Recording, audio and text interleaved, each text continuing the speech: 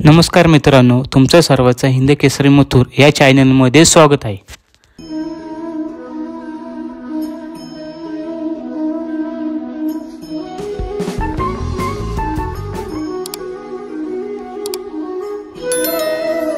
तुमचं नाव काय?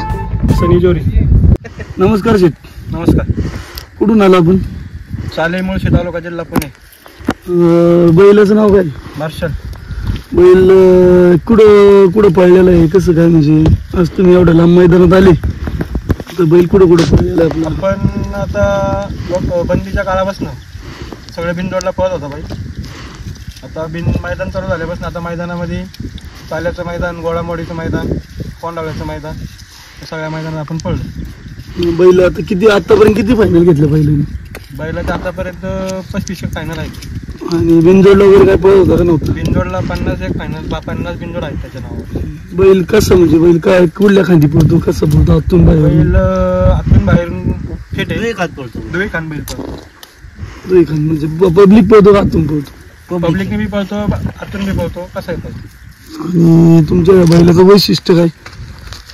त्याचं वैशिष्ट्य असं आहे की आंगरेवाडीच्या मैदानावरती तो धडकल्यामुळे आता तो आजारी होता. 1 वर्षानंतर त्याला आता मी रिपेअर झाला आहे बैल. त्याला आता बऱ्याच वर्षातनं फेरा काढणार आहे आज आम्ही. त्याच्यानंतर आता फेऱ्याला आता बैल कसा पळतोय त्याच्यावरती आता 28 तारखेला आंगरेवाडीचं आदतचं मैदान आहे, त्याला आदतचा पायरा केलेला आहे, त्यामुळे त्याला फेरा काढायला. बैल कुठून घेतला होता? तुमचा घरचा आहे का विकत घेतलेला आहे? बैल विकत घेतलेला होता.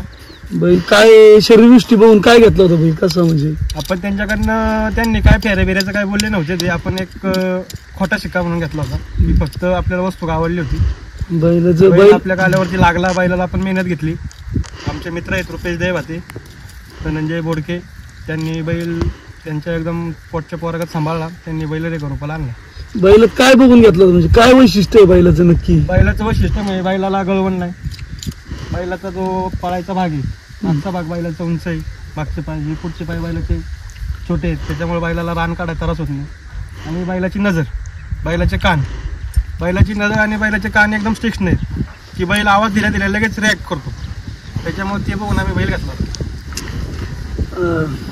तुमचं म्हणणं असं की तुम्हाला बैलाची शरीरदृष्टी आवडल्यामुळे तुम्ही बैल घेतला होता. आणि बैल म्हणजे घरी ॲग्रेसिव्हपणा करतो का हे शांत असतो? बैल एकदम शांत आहे, त्याला सगळं कळतं की बाबा आपल्याला गाड्या टेम्पो आला तरच तो एकदम टकटकीत असतो, नाही तर घरी असल्यामुळे शांत असतो. आणि सांगायचं म्हणलं तर आता बैल मैदानात काढलाय, फक्त आता काय आलंय की या वायद्यांमुळे आणि बैल कोण घालत नाही, त्याच्यामुळे जरा थोडंसं आम्हाला जरा पायऱ्यांचं थोडं. तुम्ही कोणाला वायदी विधी काय दिली का काय, कसं काय? वायदी वायदी घेतली आपण वायदीचं म्हणलं तसं तर आपण त्या वायदीच्या एक विरोधात आहे, कारण की बैल हा शेतकऱ्याचा पळतोय. शेतकरी माणसाकडनं वायदी घेणं आणि देणं हे चांगलं नाही. मग आता बैलाचं खुराक बिराक कसं काय, टायमिंग? बैलाला 2 टाईम मका आहे, कडब्याच्या पेंड्या असतात दुपारच्या त्याला, आणि आंबोनाचा खुराक आपला शेंगदाणा पेंट, गव्हाचा पाला. मार्शल